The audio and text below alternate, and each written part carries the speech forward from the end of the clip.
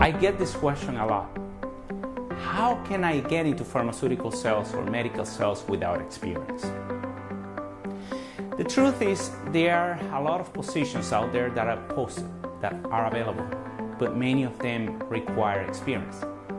But how the hell can you get experience if nobody gives you an opportunity, right? That's like a freaking paradox. That's a big obstacle. But the fact is, absolutely, the answer is yes. When I came into this industry, I had no experience whatsoever. Most of my students that they're working in other industries and they want to make a career change to medical sales or pharmaceutical sales, they have no experience in the field and they make it. They cross the line all the time. So it's absolutely possible. So there are several strategies that you can apply, but one of them is actually start looking for positions that they say entry level. I mean, they say entry level for a reason. They require no experience, right? So that's one of the strategies that I can tell you. However, it's not as simple as that, because as you can, I don't know how long you've been trying to become a pharmaceutical sales rep, but you probably realize that it's not as easy as it sounds. There's a lot of competition out there, and that's why you have to implement other strategies that are going to help you.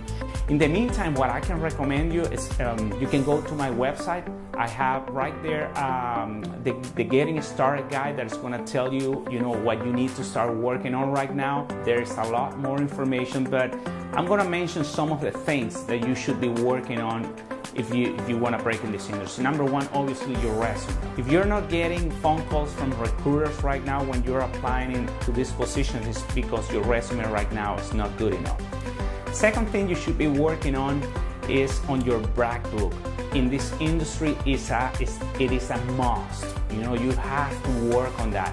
If you have no idea, when I came to in this industry, when I started to apply, I had no idea, and that was one of the things that I was really lacking. It was one of my weaknesses. So in my website, there's a link there that says a critical preparation step. There's a guide there of how you can work, how you can get that brag book prepared, ready to go for the interview in time, because you're gonna need it. In this industry, as I said, it's a must. The third part you must work on is basically interview preparation. This is a highly competitive environment. I'm not saying this to scare you, I'm just being straightforward and honest with you.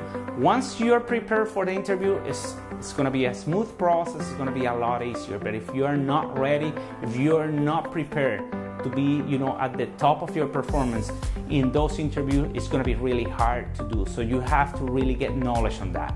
Another thing that you have to pay close attention to is your qualifications.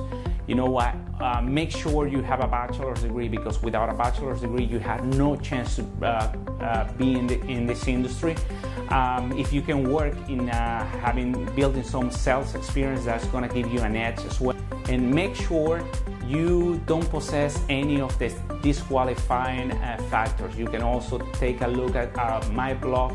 I talk about them, but if you have things like a DUI in your driving history, if you have a bankruptcy in your record, that can affect you. It really depends when it was and all of that. It depends on the manager, but you should have a good knowledge of what's in there. If you have a horrible, you have a felony in your criminal record, that's definitely not going to help you to break in this industry.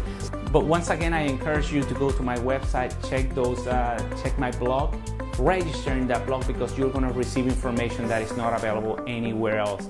And those tips are really necessary for you to be able to break in this industry.